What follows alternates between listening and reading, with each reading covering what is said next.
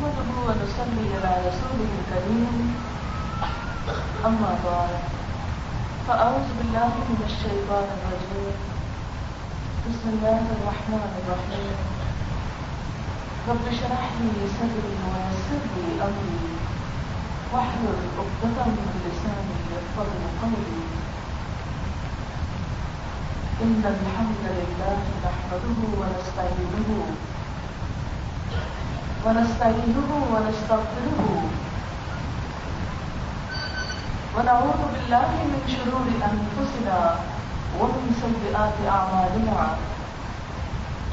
من يهده الله فلا مضل له ومن يضلل فلا هادي له وأشهد أن لا إله إلا الله وأشهد أن محمدا عبده ورسوله يا أيها الذين آمنوا اتقوا الله حق تقاته ولا تموتن إلا وأنتم مسلمون يا أيها الناس اتقوا ربكم الذي خلقكم من نفس واحدة وخلق منها زوجها وبث منهما رجالا كثيرا ونساء واتقوا الله الذي تساءلون به والأرحام إن الله كان عليكم رقيبا يا أيها الذين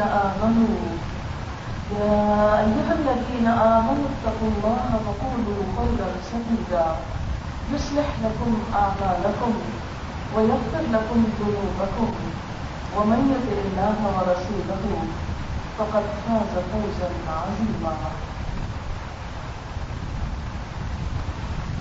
شروع اللہ کے نام سے جو بے انتہا مہربان نہایت رحم فرمانے والا ہے.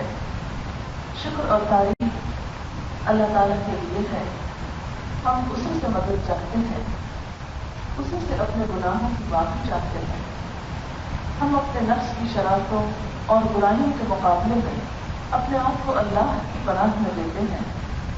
حقیقت یہ ہے کہ جس کو وہ سیدھی راہ چلائے اسے کوئی بھی پھٹکار نہیں سکتا, اور جس کو وہ گمراہ کر دے اسے کوئی سیدھے راستے پہ لا نہیں سکتا. اور میں گواہی دیتا ہوں کہ اللہ کے سوا کوئی معبود نہیں, اور یہ کہ محمد صلی اللہ علیہ وسلم اللہ کے بندے اور اس کے رسول ہیں. اے ایمان والو, ٹھیک اللہ کا تقوی اختیار کرو اور مرتے دم تک اس کی وفاداری اور اطاعت شاری پر قائم رہو. اے لوگوں, اپنے رب کے غضب سے بچو جس نے تمہیں ایک جان سے پیدا کیا اور اسی سے اس کا جوڑا بنایا, پھر ان دونوں سے بہت سے مرد اور عورتیں دنیا میں پھیلا دیے. اس پالنے والے اللہ کی ناراضگی سے بچتے رہنا جس کا نام لے کر تم ایک دوسرے سے اپنے حقوق مانگتے ہو, اور رشتے داروں کے بارے میں خاص طور پر اللہ سے کرو. یقین جانو وہ تمہاری نگرانی کر رہا ہے. اے ایمان والو, اللہ سے ڈرتے رہو اور لفی بھی مضبوط بات زبان سے نکالو تو اللہ تمہارے اعمال کی اصلاح کر دے گا اور گناہوں کو معافی کا پردہ ڈال دے گا. اور جو لوگ اللہ اور اس کے رسول کی اطاعت اور فرما برداری کریں گے وہ عظیم کامیابی سے سرفراز ہوں گے. معزز خواتین, آج کی یہ محفل, آج کا یہ پروگرام شادی کی تقریبات کے سلسلے میں ایک تقریب ہے. اس سلسلے کی یہ گفتگو ہے. آج کی گفتگو میں اسی موضوع پر یعنی نکاح اور نکاح کے بعد ایک مرد اور عورت کی جو ذمہ داریاں ہوتی ہیں ان پر اللہ تعالیٰ اور اس کے رسول صلی اللہ علیہ وسلم کے احکامات کیا ہیں, اس کی روشنی میں کچھ گفتگو کروں گی. سب سے پہلی چیز جو ہے نا وہ رشتے تلاش کرو, یعنی اختیار کرو. اللہ تمہارا بھلا کرے. لیکن ہم میں سے ہر شخص سوچے, ہر ایک اپنا جائزہ لے, کیونکہ ہم اس بات کے بہت عادی ہو گئے کہ دوسروں کے جائزے لیں اور دوسروں کے اوپر انگلی اٹھائیں اور دوسروں کے اوپر تنقید کریں. لیکن اس وقت تک اصلاح نہیں ہو سکتی جب تک ہم میں سے ہر شخص اپنا حساب کرے کہ میں کیا کرتا ہوں اس موقع پر. ہم سب مائیں ہیں, بیٹیاں ہیں, ہم سب ان کاموں سے ڈائریکٹلی یا انڈائریکٹلی گزرتے ہیں, انوالو ہوتے ہیں. کہ جب بھی کسی رشتے کی تلاش ہوتی ہے تو ہماری سوچ کیا ہوتی ہے, ہم کیا ڈھونڈتے ہیں. کیا تلاش کرتے ہیں؟ ہماری پرائرٹی نمبر 1 کیا ہوتی؟ کیا وہی جو اللہ کے رسول صلی اللہ علیہ وسلم نے ہم کو بتائی، یا وہ ہم کو جو ہمیں تعلیم دی، کیا سنت کے مطابق؟ ہرگز نہیں، بلکہ اس کے بالکل برعکس. جیسے آپ نے فرمایا تھا کہ میری امت کا سب سے بڑا فتنہ جو ہے مال ہوگا. آج کے دور میں ہم نے مال کو اپنا معبود بنا رکھا ہے، اور مال ہو جہاں وہ ہماری پرائرٹی نمبر 1 ہوگی. اس کے ساتھ حسن ہونا چاہیے، خاندان اچھا ہو تو ٹھیک ہے، نہ بھی ہو تو کوئی بات نہیں، لیکن اصل چیز جو ہے وہ مال ہے، مال اور حسن. جو شادیاں اس بنیاد پر کی جاتی ہیں، جو رشتے اس بنیاد پر تلاش کیے جاتے ہیں، ان کے انجام ہم دیکھتے ہیں کہ جس شخص کو اپنے مال اور حسن کا تکبر ہو، غرور ہو، جس بھی لڑکی کو، وہ سسرال میں نکاح کس طرح کر سکتی ہے؟ وہ ان کو خوشیاں کیسے دے سکتی ہے؟ ٹھیک ہے، مال کو اللہ نے خیر بھی کہا، مال ایسی بھی بری چیز نہیں کہ جو نہیں ہونا چاہیے، ہونا چاہیے، لیکن خیر اس وقت بنتا ہے جب انسان کے اندر دین آتا ہے. یہ دین ہی اس مال کو خیر کے کاموں میں صرف کرواتا ہے، اور خیر اور بھلائی کی عادت انسان کے اندر پیدا ہوتی ہے. حضرت عثمان غنی کے پاس بھی بہت مال تھا، حضرت عبد الرحمن بن عوف کے پاس بہت مال تھا. کہتے ہیں کہ میں اینٹ اٹھاتا ہوں، سونا اگلتی ہے زمین میرے آگے. اللہ نے ان کے کاروبار میں، ان کی تجارت، ہر چیز میں بہت برکت دی، بہت ہی مالدار انسان تھے. حضرت عثمان رضی اللہ تعالیٰ عنہ کے حالات آپ سب جانتے ہیں. حضرت زبیر کے بارے میں آتا ہے کہ جو فوت ہوئے 6 کروڑ کی پراپرٹی کے مالک، بہت مالدار صحابہ کرام، لیکن کسی کے اندر اس سارے مال نے کوئی تکبر اور غرور نہیں پیدا کیا، اور انہیں خدا سے غافل نہیں کیا اس مال نے. حضرت سلیمان علیہ السلام کے پاس بڑی حکومت، بہت مال تھا، اتنا کہ اس کے بعد شاید ہی کسی کو ملا، لیکن اس کے باوجود ان کے اندر کوئی غرور اور تکبر نہیں تھا. آج ہمارے مال میں ہمارے اندر بری عادات پیدا کرنا، اور ان میں سب سے بڑی جو ہے وہ تکبر میں، خود کو بڑا سمجھنا اور دوسروں کو حقیر سمجھنا. آپ دیکھیے کہ ہم اچھا کپڑا پہنتے ہیں تو کس لیے؟ اس لیے نہیں کہ اللہ کی نعمت کا اظہار کرے کہ اللہ نے دیا تو ایک نعمت ہے ہمارے پاس، اور شکرانے کے طور پر اما بنعمت ربک فحدث. ہمارا کیا حساب ہوتا ہے کہ ہم یہ سوچتے ہیں کہ ہم دوسروں سے اچھے رہیں، دوسروں سے آگے بڑھیں، لوگ ہماری تعریفیں کریں، لوگ یاد آئیں. اسی طرح ہم دیکھتے ہیں کہ باقی چیزوں میں بھی. تو بات میں یہ کر رہی تھی کہ رشتے کی تلاش میں بھی ہم جو دیکھنا چاہیے وہ نہیں دیکھتے. اگر ہم سب کی بحیثیت مومن مسلمان یہ شرط ہو جائے کہ شادی اس سے کریں جس کے اندر دین کی سمجھ ہو، آپ دیکھیں کہ سب لوگ دین کا علم حاصل کرنے کے لیے دوڑ کریں. لہذا جب وہ سمجھ آئے گی دین کی تو دوسروں کے حق حقوق پتہ چلیں گے، ان کی عزت ہوگی، ساس کو بھی ماں کا درجہ ملے گا، شوہر کو بھی شوہر کا درجہ ملے گا، اس کی بھی اطاعت ہوگی، اس کی عزت ہوگی، رشتے داریاں جڑے گی، اللہ کا خوف دلوں میں آئے گا. کیونکہ اللہ کا خوف دلوں میں دین کے علم سے آتا ہے. انما یخشی اللہ من عبادہ العلماء. اللہ سے ڈرنے والے لوگ وہی ہوتے ہیں جن کے اندر دین کی حقیقی سمجھ ہوگی. صرف علم کی حد تک نہیں ہو تو کتابیں آپ گدے کی بھی رکھ سکتے ہیں تو وہ عالم نہیں بن جاتا ہے، پھر کتابیں رکھ لینے سے نہیں آتا، دین کی سمجھ بڑھا دے. لیکن اس کے بعد ہم آگے چلتے ہیں کہ جب ہم کوئی رشتہ دیکھنے کے لیے جاتے ہیں، اگر ہمیں پسند نہیں آتا تو ہم گھر آ کے کیسے کیسے نقلیں اتارتے ہیں، کیسے کیسے نقص نکالتے ہیں، دوسروں کے نام کے اوپر، دوسروں کے دانت، دوسروں کی شکل، دوسروں کی ہنستے ہیں. کس کے اوپر ہنستے ہیں؟ کس نے بنائی یہ ساری شکلیں؟ اللہ نے بنائی. یہ رنگ کس نے بنایا؟ میرا اور آپ کا رنگ کس نے بنایا؟ میں نے اور آپ نے تو نہیں. کوئی ہم میں سے نہ اس کو بنا سکتا نہ بتا سکتا، اس کا بنایا گیا. ہمیں کیا حق ہے کہ ہم کسی کی شکل و صورت کے اوپر ہنسے یا مذاق اڑائیں؟ لیکن ہم کتنے ہی گناہ سے بیٹھ لیتے ہیں. پھر اسی طرح یہ کہ رشتہ طے ہو جاتا ہے تو اس موقع پر منگنی جب شروع ہوتی ہے تو آپ دیکھیں کہ ہمارے یہاں منگنی کو ایک اتنا بڑا فنکشن اور اتنی بڑی چیز بنا دیا گیا، حالانکہ وہ ایک بات ہوتی ہے.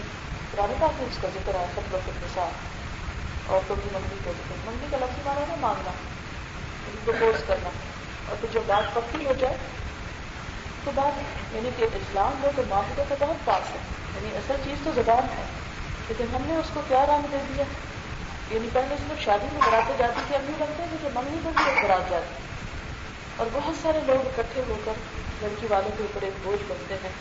اور اس موقع پر جس طرح مال کی نمائش اور دکھاوا ہوتا ہے حالانکہ دکھاوا جو ہے ہمارے دین میں ہے ہی نہیں. سب سے پہلی چیز جو ہے نا وہ نیت کی اصلاح ہے کہ کوئی بھی کام انسان دکھاوے کے لیے نہ کرے.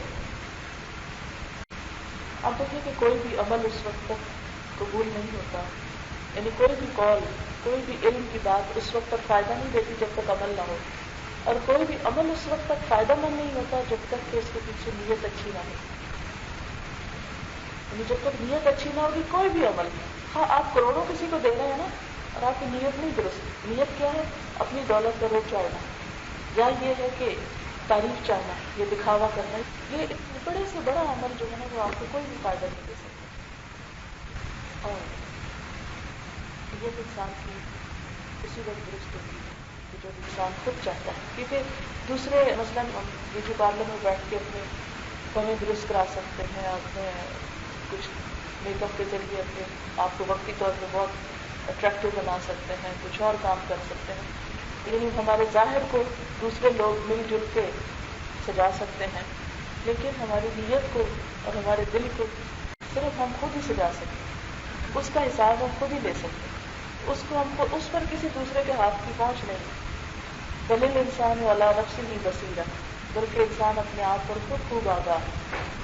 تو یہ حساب ہمیں خود ہی لینا ہوگا کہ ہم کیا کر رہے ہیں. اب آپ دیکھیں کہ منگنی ہوتی ہے، پھر اس کے بعد یہ کہ لڑکی اور لڑکے کو آزادانہ چھوڑ دیا جاتا ہے، جبکہ اسلام میں لڑکی اور لڑکے کو آپ اکیلے الگ نہیں چھوڑ سکتے، گھومنے پھرنے نہیں بھیج سکتے جب تک کہ ان کے درمیان نکاح نہ ہو جائے، شادی نہ ہو جائے. یعنی منگنی جو ہے وہ لڑکی اور لڑکے کی تنہائی کو یا اس کے آزادانہ میل ملاپ کو جائز نہیں قرار دیتی، اور نہ ہی اس سے اس کا کوئی جواز بدلتا. اور بسا اوقات آپ دیکھیں کہ اس آزادی کی وجہ سے شادی سے پہلے ہی تعلقات اتنے بگڑ جاتے ہیں کہ وہ بگاڑ ساری زندگی ختم ہونے کا نام نہیں لیتا. پھر آپ دیکھیے کہ شادی کا موقع آتا ہے، تو شادی کے موقع پر ہم کیسے کیسے کام کرتے ہیں جس سے اللہ تعالیٰ کی ناراضگی آتی ہے. مثلاً سب مل کے بیٹھتے ہیں اور نمازوں کے اوقات جو ہیں وہ آتے ہیں اور جاتے ہیں. جیسے نماز پڑھیں، ہمارا تو ڈریس ہی ایسا نہیں ہوتا کہ جس میں ہم نماز پڑھ سکیں. مسلمان عورت کو نماز پڑھنے کے لیے باپردہ لباس کی ضرورت ہوتی ہے. اب ہم لوگوں کو خوش کرنے کے لیے اور اپنے دل کی خوشی کے لیے ایسے لباس پہن کے چلے جاتے ہیں کہ جس سے بازو بھی ہیں تو ننگے ہوئے ہیں، سر ہے تو ننگا ہے. اب وہ دوپٹے ایسے نہیں ہیں کہ جن کے اندر نماز پڑھی جا سکے، جسم بھی چھلک رہا ہے اور نماز پہ نماز جا رہی ہے. بعض اوقات یہ ہے کہ اگر ہے بھی یہ سب کچھ پاس اور ڈھکے ہوئے بھی ہیں تو صرف بیٹھے ہیں گپ شپ لگانے میں، رشتے دار اکٹھے ہوئے راتوں کو دیر تک جاگ رہے ہیں. کبھی باتوں میں ایسا لطف آ رہا ہے کہ نماز نہیں پڑھی، یا پھر یہ اتنی دیر سے سوئے کہ فجر سے کیا کرے تو اللہ معاف کر دے گا، اور آرام سے ہم نماز چھوڑ دیتے. وہ نماز کے جو مرتے وقت بھی اگر ہوش ہے تو معاف کریں، کھڑے ہو کے نہیں پڑھ سکتے بیٹھ کے پڑھ لو، اشاروں سے پڑھ لو، تیمم کر کے پڑھو، سفر میں ہو تو آدھی پڑھ لو، لیکن پڑھو ضرور. وہ بلا آرام سے شادی کے دن کیسے معاف ہو سکتی ہے؟ اور خصوصاً دلہن کے لیے تو ہم نے پکی معاف کرا لی، کیونکہ اس کو 2 گھنٹے کے بیوٹی پارلر میں بیٹھنا ہے. اس دوران اگر نماز کا وقت آ جائے تو کس طرح پڑھ سکتی ہے؟ وہ مجبوری ہے. لیکن اللہ کے ہاں ایسی کسی مجبوری کا ذکر نہیں کیا گیا کہ ایسی حالت میں عورت سے نماز معاف ہوگی. پھر آپ دیکھیے کہ شادی کے دن عموماً لوگ حیرت سے کہتے ہیں دلہن میں نماز کا کبھی تو ہے شادی کے دن نماز، ایسا لگتا ہے کہ کوئی غیر ضروری بات کہہ دی گئی ہو، تو مذاق کیا جا رہا ہے. اللہ کے بندہ مومن تو ہر عام چاہے وہ دلہن کو میک اپ میں ہو یا ڈریس میں ہو یا کسی بھی چیز میں، وہ اللہ کا بندہ ہے. وہ شو پیس نہیں ہے کہ لوگوں کے لیے بت بن کے بیٹھ جائے اور لوگ اس سے اپنی آنکھیں اور تو بھی مرد بھی ٹھنڈی کرتے رہیں اور وہ نماز کا سجدہ ادا نہ کر سکے. نہیں، اس کو اس وقت بھی اس پر نماز کا فرض ہے. اور اگر اللہ تعالیٰ نے ایک نماز کا بھی حساب دے دیا، کیا جواب ہوگا ہمارے پاس؟ ہم کیا بہانہ کر سکتے ہیں، کیا عذر کر سکتے ہیں؟ کچھ بھی نہیں. پھر آپ دیکھیے کہ جب شادی کے موقع پر اکٹھے ہوتے ہیں، یہ سب اکٹھا ہونا جو ہے نا محبتوں کو بڑھانے کے لیے ہوتا ہے. لیکن افسوس کہ ہماری ویلیوز اتنی بدلتی جا رہی ہیں، محبتیں بڑھنے کی بجائے الٹے شکوے لے کے گھروں کو لوٹ رہے ہیں. ہمیں پوچھا نہیں، ہمیں یہ نہیں کھلایا، ہمیں ایسا جوڑا دیا، ہمیں ویسا دیا. یعنی یہ جو سب اور رشتے دار اکٹھے ہوتے ہیں، وہ جہیز اور وہ تو سب کچھ ایک طرف رکھتے کہ مہر مقرر کرتے وقت اس قدر بعض کا دھوکے بازی سے کام کیا جاتا ہے بڑی بڑی رقمیں لوگوں کو دکھانے کے لیے باندھ دی جاتی ہیں، لیکن ساری زندگی ان کو کوئی دینے کی طرف آتا ہی نہیں. حالانکہ مہر کے بغیر اگر شادی ہوتی ہے تو وہ ویلڈ ہی نہیں قرار پاتی. یعنی اتنے سخت لفظ آپ نے فرمائے ہیں. اس کو نکاح میں صفا سے تعبیر کیا، اور مر جائے اگر کوئی شخص تو یہ اس کے اوپر قرض ہے، جب تک کہ وہ قرض اس کا ادا نہ کر دیا جائے اس کا ورثہ تقسیم نہیں ہو سکتا. لیکن ہمارے ہاں پہلے تو بڑی بڑی رقم شام کے لیے لکھوا دی جاتی ہے اور حالانکہ نیت تو نہیں ہوتی دینے دلانے کی. پھر اس کے بعد یہ کہ اگر عورت مانگ بیٹھے تو اس کے ساتھ بہت ناروا سلوک کیا جاتا ہے کہ یہ کیوں مانگتی ہے، کیا یہ بسنا نہیں چاہتی. بازو کا کیسے باتیں سوچی جاتی ہیں. پھر کیا ہوتا ہے کہ زبردستی بازو تک معاف کرا دیا جاتا ہے، حالانکہ قرآن پاک میں یا سنت رسول صلی اللہ علیہ وسلم میں ایسی کوئی چیز نہیں. ہاں اگر کوئی خوشی سے چھوڑ دے تو اور بات ہے، لیکن اس چیز کی طرف بھی عموماً توجہ نہیں دی جاتی. پھر آپ دیکھیں کہ ہم جب شادی والے گھر میں جاتے ہیں تو بیٹھ کے آپس میں کیا باتیں کر رہے ہوتے ہیں. کبھی ہم نے اپنا جائزہ لیا، کبھی اپنا حساب لیا. ایک ٹیبل پر بیٹھی ایک ادھر تو بات چیت ہی کر رہے تھے، اور تو کوئی کام تو نہیں کرنا تو گھنٹوں برات کا انتظار ہوتا رہتا ہے، کھانے کا ہوتا رہتا ہے یا بہت سارا وقت. ویسے ہمیں اچھے کاموں کے لیے وقت نہیں ملتا ہے، لیکن شادیوں کے لیے ہم وقت جیسی دولت کو بھی بے بہا لوٹاتے ہیں گھنٹوں گھنٹوں بیٹھ کے. اور اس میں پھر باتیں کیا ہوتی ہیں، کسی کے لباس پہ تبصرہ ہو رہا ہوتا ہے، دیکھو یہ کیا پہن کے آ گئی، یہ بوڑھی ہو گئی ابھی بھی اس کا میک اپ کرنا نہیں پڑتا، گناہ ہے گناہ. یعنی بڑوں کے اوپر جو بڑے بزرگ خواتین ہیں جن کے یعنی بڑے ہونے کے ناطے چاہے کوئی کیسا بھی ہو عزت لازم ہے، ان کا مذاق اڑایا جائے، ایک ایک کو نشانہ تذہیب بنایا جائے. اور کچھ نہیں تو اگلے پچھلے بازو کا کیا تھا نا، رشتے دار سالوں نہیں ملتے، شادیوں کے موقع پہ تو ضرور ملنا ہوتا ہے، مل بیٹھ کے وہ اگلے پچھلے گلے شکوے، اس کی غیبت، اس کی برائی، اس نے یہ کیا، اس نے وہ کیا، سب رپورٹیں ایک دوسرے کو دیتے ہیں. کیا کن معلومات کا تبادلہ خیال ہوتا ہے ہم سب جانتے ہیں. اس موقع پر ہم کیا گفتگو کرتے ہیں، اور اس کی وجہ سے مساوات فتنے اور فساد جو ہے وہ اور زیادہ جنم لیتے ہیں. اس لیے شادی کا موقع جو اللہ تعالیٰ خوشیوں کا موقع دیتے ہیں وہ ہم اللہ کی ناراضگی کی نظر کر دیتے ہیں. پھر اس کے بعد ہماری شادیاں مزید اسراف کا نمونہ بنتی جاتی ہیں. قرآن پاک میں اللہ تعالیٰ نے فضول خرچی کرنے والوں کو شیطان کا بھائی قرار دیا. ان المبذرین کانوا اخوان الشیاطین، فضول خرچی کرنے والے شیطان کے بھائی ہیں. آپ دیکھیے کہ ہم شادی کے موقع پر کس قدر فضول خرچی بسا اوقات کرتے ہیں.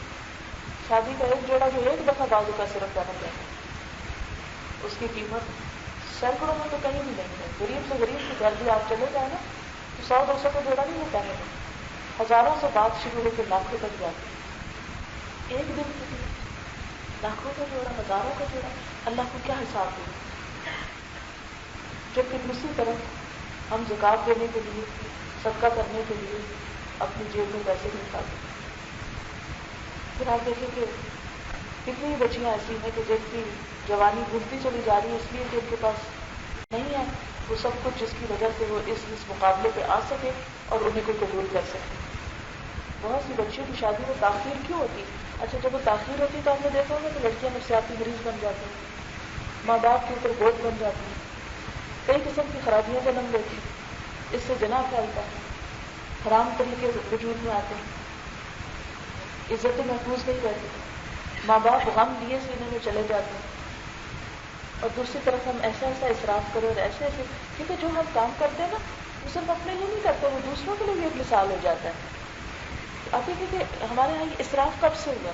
چند سال پیچھے گئے تو ایسا اسراف نہیں تھا، صرف دیکھا دیکھی. اس میں یہ کہ میں نے اس سے آگے بڑھنا، اللہ نے تمہیں حکم دیا تو قرآن پاک میں نیکیوں میں آگے بڑھو، اور ہم اسراف میں آگے بڑھنے لگے، غلط کاموں میں آگے بڑھنے لگے، ایک سے ایک آگے بڑھ کے ہم غلط کام شروع کر دیتے. اب آپ دیکھیں کہ یہ لفظ کتنا سخت ہے نا جو اللہ تعالیٰ نے فرمایا کہ فضول خرچی کرنے والے لوگ شیطان کے بھائی ہیں. شیطان کا ٹھکانہ کیا ہے اور شیطان اللہ تعالیٰ کی نظر میں مقام کیا رکھتا ہے ہم سب جانتے ہیں. شیطان اللہ تعالیٰ کی نظر میں سخت ناپسندیدہ ہے. اللہ تعالیٰ نے اس کو اپنا دشمن بھی کہا ہے، ہمارا دشمن بھی کہا. کیا ہم دشمن کے بھائی بنیں گے؟ ہرگز نہیں. لیکن عام حالات میں تو ہم شیطان کو بہت برا بھلا کہتے ہیں، ہر چھوٹی بڑی بات پہ اس کو تانے دیتے ہیں. حج کرنے کا اللہ تعالیٰ موقع دے تو اس کو پتھر کے علاوہ جوتے بھی مارتے ہیں کہ یہ شیطان ہے، یہ ہمارا دشمن ہے اور یہ ہم کو جنت میں جانے سے روکتا ہے اور یہ برے کاموں کو اکساتا ہے. لیکن ان برے کاموں کو چھوڑنے کو کیوں نہیں تیار ہوتے کہ جو ہمیں اس کا بھائی بنا دیتے، یعنی اس کی کیٹیگری میں شامل کر دیتے. پھر آپ دیکھیے کہ ہمارے یہاں شادیوں میں اسراف کی اور قسمیں بھی کیا ہے کہ بسا اوقات اپنے پاس نہیں بھی ہوتا تو پھر قرض لے لے کر بھی سب کچھ کرتے ہیں. اور آپ کو پتا ہے کہ شہید کے بھی سارے گناہ معاف ہو جائیں گے، قرضے تو گناہ نہیں معاف ہوتا. بعض اوقات عام قرضہ نہیں ملتا تو سود تک تو قرضہ لیتے ہیں، ایک اور بلا میں مبتلا ہو جاتے ہیں. حالانکہ سود کے بارے میں واضح طور پر حکم ہے قرآن پاک میں کہ اس کی تو کسی طرح حلال ہونے کی کوئی گنجائش ہے ہی نہیں، کہیں بھی نہیں ہے. کسی مجبوری میں تم بے شک سود لے لیا کرو، کہیں نہیں قرآن میں لکھا.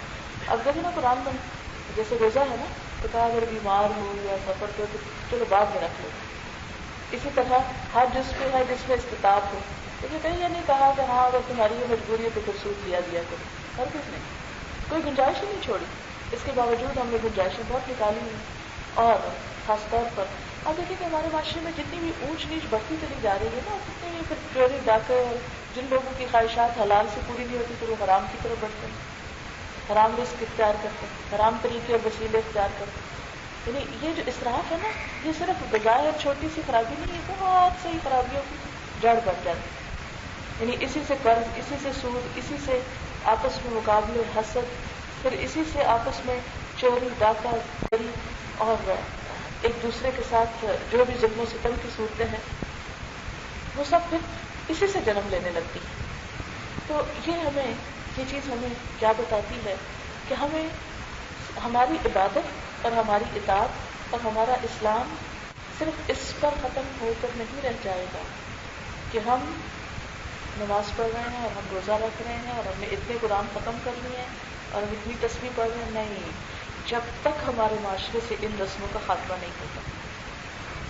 آپ دیکھیں کہ اللہ تعالیٰ نے نا قرآن پاک میں جیسے سورۃ فاتحہ ہے جس میں فرمایا کہ اہدنا الصراط المستقیم، ہمیں سیدھا راستہ دکھا. صراط الذین انعمت علیہم، ان لوگوں کا راستہ دکھا جن کو تو نے انعام کیا.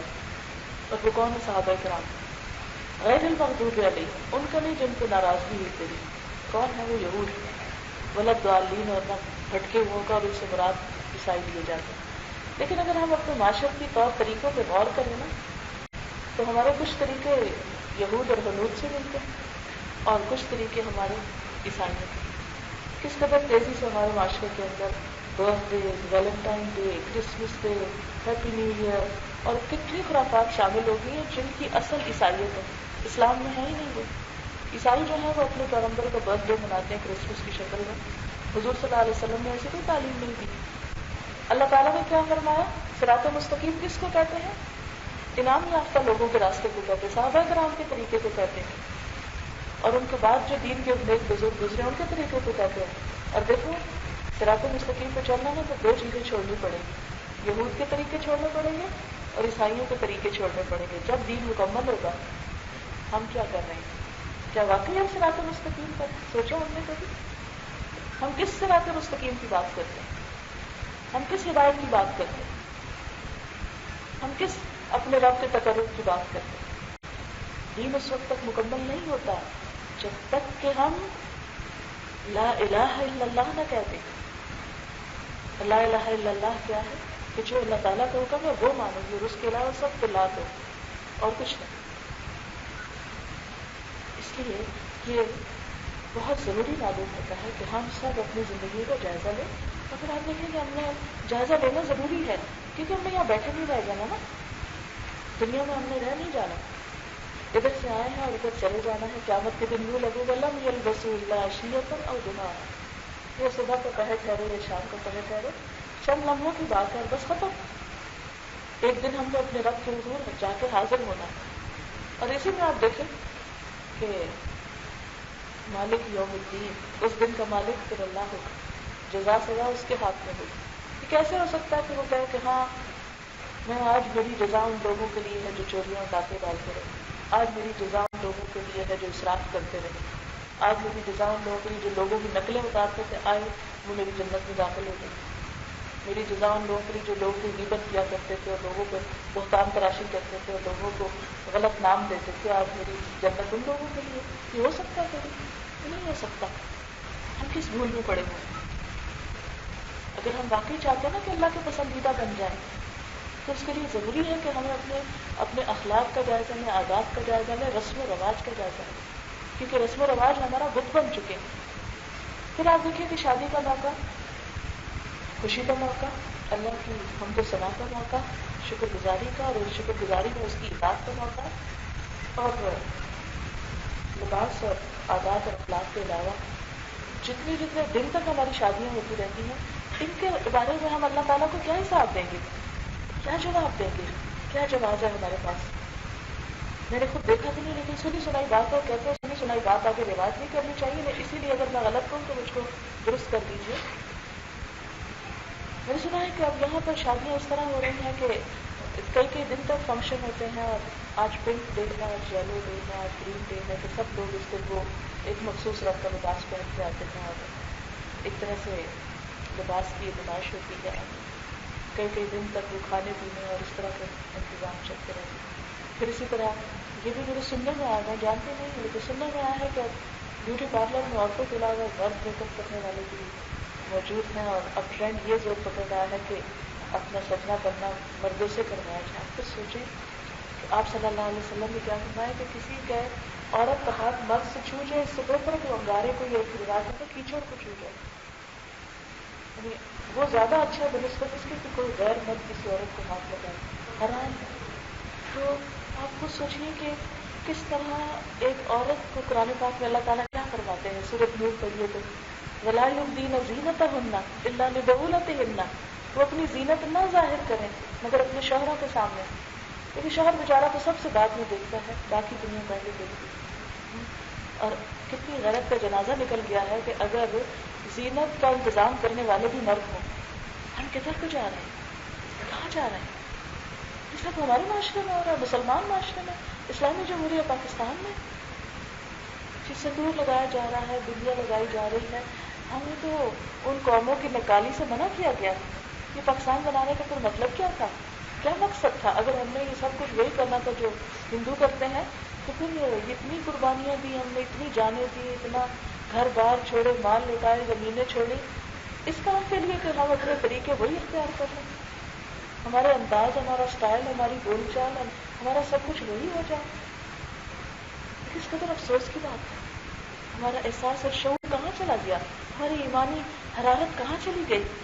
کیا ہمارے رب کی نظریں ہم پر نہیں ہیں؟ کیا منکر نکیر کو ہم بھول گئے؟ کیا کرامن کاتبین کو ہم بھول گئے؟ کیا ہمیں اس بات پر یقین نہیں کہ یہ سب کچھ لکھا جا رہا ہے اور ہم سے پوچھا جائے گا، حساب ہوگا؟ یہ ایسے ہی نہیں ہم کو چھوڑ دی۔ پھر آپ دیکھیں کہ ایک چیز جو ہمارے معاشرے میں بہت ہی یعنی اچھے بھلے دیندار گھرانوں میں یہ چیز میں نے دیکھی ہے کہ شادی سے پہلے مہندی کی رسم ضرور کرنی۔ یہ لفظ مہندی کہاں سے آ گیا، یہ رسم کہاں سے آ گئی؟ کہیں اسلامی رسم نہیں ہے یہ۔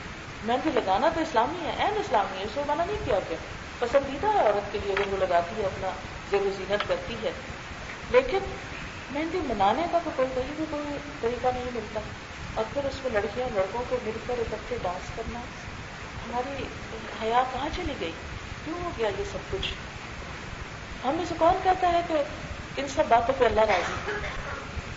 کون کہتا ہے کہ ان سب باتوں پر اللہ کی ناراضگی نہیں ہوتی اور یہ سب کچھ جائز ہے؟ کیا صرف ایک دن کے فنکشن پہ سوچ لیں، کسی ایک فنکشن کو، کہ اگر اس میں نبی صلی اللہ علیہ وسلم تشریف لے آئے تو ہم سب یہی کچھ کرتے رہ جائیں گے؟ کریں گے یہ سب کچھ؟ اگر اللہ کے رسول صلی اللہ علیہ وسلم اس گھر میں آ جائیں جہاں یہ ہو رہا ہے، اس ٹینٹ تلے آ جائیں جہاں یہ ہو رہا ہے، اس ہوٹل میں آ جائیں جہاں ان کی مسلمان امت یہ کر رہی ہے، کیا ایسے لوگوں کی آپ صلی اللہ علیہ وسلم شفاعت کرائیں گے؟ ہم سب یہ امید رکھتے ہیں نا، یقین رکھتے ہیں کہ آپ ہماری شفاعت کرائیں گے ان باتوں پر کہ ہم نے ان کے دین کو اجاڑ دیا، بگاڑ دیا، اس کی اصل مار دی، اور پھر ہم جنت کے امیدوار ہیں۔ ہم کس بھول میں ہیں؟ شیطان نے ہم کو سب کچھ بھلوا دیا، اپنی اصل بھلوا دی، اپنا دین بھلوا دیا، اپنی آخرت بھلوا دی، قبر بھلوا دی، قبر کا حساب کتاب بھلوا دیا۔ ہم کدھر کو جا رہے ہیں؟ کیا ہمیں یقین نہیں کہ ہمیں واپس بھی جانا ہے ایک دن؟ کیا ہم جنت کی بہاروں کو بھول گئے، جنت کی راحتوں کو بھول گئے، جنت کے حسن کو بھول گئے، اس کی ابدی زندگی کو بھول گئے؟ نہیں۔ جس کے سامنے وہ آخرت کی بلند منزل ہو، وہ اس دنیا کو امتحان سمجھتا ہے، وہ اس دنیا کو کھیل کھلانے کی جگہ نہیں سمجھتا۔ اس لیے ہم سب کو اپنے اپنے اعمال کا جائزہ لینا ہوگا اور ان چیزوں کے بارے میں غور و فکر کرنا ہوگا. نستغفرہ، ہم اس سے معافی چاہتے ہیں، اس سے استغفار کرتے ہیں کہ ہمارے ان اعمال کی اصلاح کر دے وہ. ونعوذ باللہ من شرور انفسنا، اور ہم اپنے آپ کو اللہ کی پناہ میں دیتے ہیں اپنے نفس کے شر سے بچانے کے لیے. یا اللہ، یہ ہمارے نفس کا شر ہے جو ہمیں ان سارے کاموں پہ اکساتا ہے. حضرت یوسف علیہ السلام نے بھی فرمایا تھا نا، ان النفس لامارۃ بالسوء، نفس تو انسان کو برائی کو اکساتا ہے. دل تو انہی چیزوں میں لگتا ہے جا کے، کیونکہ شیطان جو خوش ہوتا ہے وہ ہمیں شے دیتا ہے نا. چاہے زمین ملامت بھی کرے تو تھپک کے سلا جاتے ہیں، تم چپ کرو، ابھی 4 دن دیکھ لیں، پھر حج کرے گے تو توبہ کر لیں گے. کس کو دھوکہ دیتے. اور پھر آپ دیکھیں کہ شادی کے بعد میں جو ازدواجی زندگی ہے نا، جس میں بہت خرابیاں ہو رہی ہیں، بہت افسوس کے ساتھ کہنا پڑتا ہے کہ بسا اوقات ینگ کپلز میں طلاق شروع ہو گئی ہے. اس میں دونوں طرف سے، میں نے لڑکیوں کو بلیم کرتی ہوں، لڑکوں کو، دونوں ہی طرف مشکل ہو گئی. اور وہ مشکل کیا ہے؟ انا، سیلف پریز، اپنی ذات، اپنا آپ. اور آپ دیکھیں کہ شیطان کو بھی تو انا نے ہی ڈبویا تھا نا. اس کو جنت سے کس نے نکلوایا تھا؟ اسی انا نے. انا خیر منہ، میں اس سے زیادہ اچھا، میں اس سے بہتر ہوں. تو جب لڑکی کے اندر، میں لڑکی کی بات اب اس لیے کروں گی کہ ہم سب عورتیں یہاں بیٹھی ہوئی ہیں تو ہمیں اپنی اصلاح کرنی ہے. جب کسی بھی بچی کے اندر، کسی بھی لڑکی کے اندر یہ بات جنم لیتی ہے نا کہ میں اپنے شوہر سے زیادہ اچھی ہوں، اس سے زیادہ پڑھی لکھی، اس سے زیادہ لائق ہوں، اس سے زیادہ قابل، اس سے زیادہ اچھی جاب ہے میری، اس سے زیادہ اچھا گھرانہ ہے میرا، تو اس وقت کیا ہوتا ہے؟ پھر گھر نہیں بنتا. کیوں؟ اس لیے کہ فطرت کے خلاف ہے نا. ہم لاکھ اس فرق کو بتانا چاہیں، جو مرضی رگڑ میں بتانا چاہیں، جو باتیں فطرت کی تختی پہ لکھی ہوئی نا وہ نہیں بتتی. یہ آپ دیکھیں کہ اللہ تعالیٰ نے نا قرآن پاک میں فرمایا ہے، الرجال قوامون علی النساء، مرد عورتوں پہ قوام، وللرجال علیہن درجہ، مردوں کے لیے عورتوں پر ایک درجہ یا ایک ہاتھ اوپر ہے.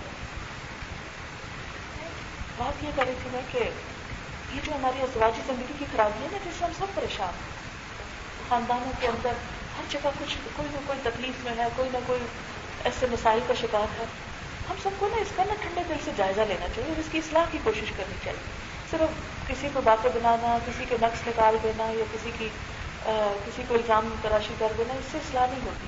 ہمیں سوچنا چاہیے کہ خرابی کی جڑ کیا ہے.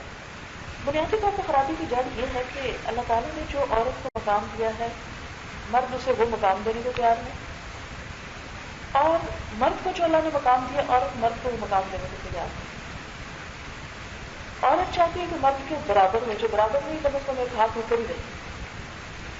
ٹھیک ہے، گھریلو زندگی میں عورت کی بڑی اہمیت ہے، عورت کو اللہ تعالیٰ نے بہت کھلی آزادی بھی دی ہے گھر کے اندر. دیکھیں شادی میں کیا پکنا ہے، کیا زیور بنے گا، کیا کپڑا بنے گا، یہ سب چیزیں کس کی مرضی سے طے ہوتی ہیں؟ عورت کی. سب راج عورت کا ہوتا ہے، وہ اس کی اپنی دنیا ہے نا، وہ وہاں اس کا راج ہے. لیکن مجموعی طور پر جو گھر کی زندگی ہے نا، اس میں مرد کو اللہ تعالیٰ نے سربراہ بنایا، اس کی عزت رکھی. اللہ تعالیٰ نے قرآن پاک میں حکم دیا، فالصالحات قانتات، نیک عورتیں جو ہوتی ہیں نا فرما بردار، جو شوہر کی بات مانتی. پھر اس کے بعد اللہ تعالیٰ نے شوہر کو یہ حق بھی دیا ہے کہ اس کی اجازت کے بغیر نفلی روزہ نہ رکھا جائے. پھر اسی طرح آپ صلی اللہ علیہ وسلم نے جو بھی فرمایا ہے کہ خدا پر ایمان رکھنے والی عورت کے لیے جائز نہیں کہ وہ اپنے شوہر کے گھر میں کسی ایسے کو آنے دے جس کا آنا شوہر کو پسند نہیں.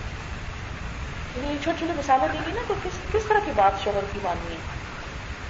آپ صلی اللہ علیہ وسلم نے فرمایا، خدا پر ایمان رکھنے والی عورت کے لیے جائز ہی نہیں کہ وہ اپنے شوہر کے گھر میں، یعنی اپنا گھر، شوہر کے گھر سے مراد جو جس میں جاتی ہے عورت شادی کے بعد، تو شوہر کا گھر ہوتا ہے بنیادی طور پر، تو وہ شوہر کے گھر میں کسی ایسے شخص کو آنے دے جس کا آنا شوہر کو پسند ہی نہیں. یہ شوہر نہیں چاہتا کہ مثلاً کوئی خاص لوگ ہیں، کوئی مرد ہیں یا کوئی رشتے دار ہیں یا کوئی، کہ وہ آئیں، کیونکہ ان کے آنے سے بسا اوقات کیا ہوتا ہے کہ گھر میں گڑبڑ ہو جاتی ہے.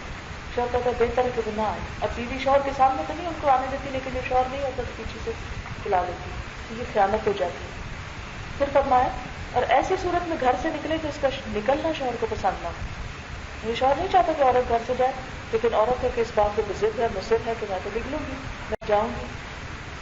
اور عورت، یہ خاص طور پر سننے کی بات ہے کہ عورت شوہر کے معاملے میں کسی دوسرے کی بات نہ مانے، یعنی کسی اور کا مشورہ نہ قبول کرے جہاں شوہر کی مرضی ہے.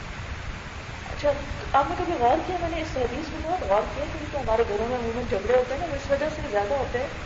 ایک طرف شوہر کچھ کہتا ہے، ماں باپ کچھ اور کہتے ہیں، لیکن کچھ کہتے ہیں، شوہر کچھ اور کہتا ہے. شادی کے بعد اسلام کیا کہتا ہے کہ ایک عورت کے لیے کیا حق ہے کہ وہ شوہر کی بات مانو، نہ کہ ماں باپ کی مانو. شادی سے پہلے ایک لڑکی کے لیے ماں باپ کی اطاعت ضروری تھی، لیکن شادی کے بعد ایک عورت کے لیے شوہر کی اطاعت ضروری ہوتی ہے. اسی سے گھر کا نظام درست رہ سکتا ہے. لیکن جہاں کسی لڑکی کے اندر شوہر کے ساتھ سرکشی کا رویہ آتا ہے، انکار کا رویہ آتا ہے، نافرمانی کا رویہ آتا ہے، تو وہاں پر نہ دنیا میں گھر جنت بن سکتا ہے اور نہ آخرت کی جنت. کیونکہ جنت میں جانے کے لیے کیا شرط لگائی گئی؟ عورت شوہر کی اطاعت گزار ہو، تابعدار ہو، فرما بردار ہو. اور اس میں یہ بات تو یاد ہی رہے کہ اطاعت جو ہے وہ جائز کاموں میں ہے، ناجائز کاموں میں نہیں. کہ شوہر کا ایک سر سے کپڑا اتار دو تو کہ شوہر کا حکم ہے تو میں اب یہ کام کرتا ہوں. وہ تو ایک اللہ کا جو حکم ہے نا، جو بڑے بڑے حرام حلال کی باتیں وہ تو اپنی جگہ پر ہے. لیکن عام گھریلو زندگی میں معاملات میں اس کا یہ مطلب ہی نہیں کہ شوہر کو کوئی ڈکٹیٹر بنا دیا گیا ہے کہ وہ بغیر مشورے کے گھر والوں کے اوپر صرف ایک آرڈر یا آرڈیننس جاری کرتا چلا جائے کہ اب یہ نہیں ہوگا وہ ہوگا، یا کوئی قانونی دنیا ہے وہ کہ وہ عدالت لگی ہوئی گھر میں کہ کچھ قانون پاس ہو کہ لٹکائے جا رہے ہیں. ایسی نہیں بات. امرهم شورا بینہم، گھر کے معاملات مشورے سے طے پاتے. لیکن جس معاملے میں شوہر اور بیوی کے درمیان کلیش ہو جائے وہاں بیوی کو حکم ہے کہ جھک جائے، کیونکہ اللہ نے مرد کی فطرت مختلف رکھی ہے. اور چونکہ اسے القبام بنایا ہے اور ذمہ دار بنایا ہے، تو کوئی بھی شخص جب تک اس کو اتھارٹی نہ دی جائے وہ ذمہ داری نہیں نبھا سکتا. تو شوہر کو اگر بیوی کا تابع دار بنا دیا جائے تو وہ ذمہ داری نہیں نبھا سکتا. بہت سے کام اور معاملات ایسے ہیں جس میں اس کو ڈیسیژن لینے کی ضرورت ہوتی ہے. پھر اسی طرح نبی صلی اللہ علیہ وسلم نے فرمایا کہ نکاح سے بہتر کوئی چیز دو محبت کرنے والوں کے لیے نہیں پائی گئی. یعنی شوہر سے محبت کا اظہار کرنا چاہیے اور اپنے اچھے جذبات کا اظہار جو ہے وہ انسان کی اگرچہ بعض اوقات انا کے خلاف ہوتا ہے. کیونکہ بات یہی ہو رہی تھی نا کہ انسان کی جو انا ہوتی ہے نا وہ اس کے لیے گناہوں کا راستہ کھولتی ہے. شیطان کو اس کی انا نے مروایا تھا، اس کے تکبر نے مروایا تھا. گھر بھی کب ٹوٹتا ہے جب ایک عورت انا کا شکار ہوتی ہے، تکبر کا شکار ہوتی ہے. اور اسی انا میں بعضوں کو چھوٹی موٹی ناراضگی ہو جاتی ہے نا کہ انسان انا کا شکار ہو کے کہتے میں کیوں مناؤں، میں کیوں راضی کروں، میں کیوں یہ کام کروں. تو یہ تمام چیزیں جو ہے یہ پھر ازواجی زندگی کو تلخ بناتی چلی جاتی ہیں. اور اسی طرح چند اچھے الفاظ کا اظہار، یہ اچھے الفاظ کا اظہار شوہر کے لیے یہ ازواجی زندگی کو خوشگوار بناتا ہے. کیونکہ آپ صلی اللہ علیہ وسلم نے شوہر کا احسان ماننے اور اس کی قدردانی کرنے کا حکم دیا. اچھا آپ دیکھیے کہ ہمارے یہاں کتنی عجیب بات ہے نا کہ اگر باہر کوئی شخص ہم پر احسان کرتا ہے تو ہم اس کو بہت شکر گزار ہوتے ہیں، اس کا شکریہ ادا کرتے ہیں، اس کی تعریف کرتے ہیں، اس کے ساتھ اچھا اخلاق رکھتے ہیں. لیکن شوہر بیاہ کے لاتا ہے، گھر کی مالکہ بناتا ہے، سب کچھ دیتا ہے، خیال رکھتا ہے، ذمہ داریاں پوری کرتا ہے، صحت تندرستی کا خیال رکھتا ہے، لیکن کسی بھی موقع پر کوئی شکریہ مجھ سے نہیں نکلتا. یہ چیزیں گھریلو زندگی کو خشک بنا دیتی، بے مزہ کر دیتی. ٹھیک ہے اس کا فرض ضرور ہے، لیکن اگر ہم یہ اصول، چھوٹا سا اصول اگر یہ سیکھ لیں کہ چھوٹا سا تحفہ بھی اگر کوئی لے کر آیا تو اس پر تھینک فل ہوں، شکر گزار ہوں. چھوٹا سا کوئی کام کر دیا تو اس کو اسی طرح شوہر کے لیے بھی. مثلا اگر دفتر میں سیکٹری کو کام کر کے دیتی ہے تو اس پہ تو شوہر مسکرا بھی رہا ہے، آدمی مسکرا بھی رہا ہے اور تھینکس بھی کہہ رہا ہے، لیکن بیوی اگر پانی لا کے دیتی ہے تو اس کے لیے کوئی شکریہ نہیں یا اس کے لیے کوئی مسکراہٹ نہیں. یہ نہیں ہونا چاہیے. اسی لیے گھر سے باہر کی زندگی لوگوں کو بہت خوبصورت نظر آتی ہے لیکن گھر کے اندر جہنم نظر آتا ہے، کیونکہ ہم نے اپنی عادتوں سے اپنے گھروں کو جہنم بنا لیا.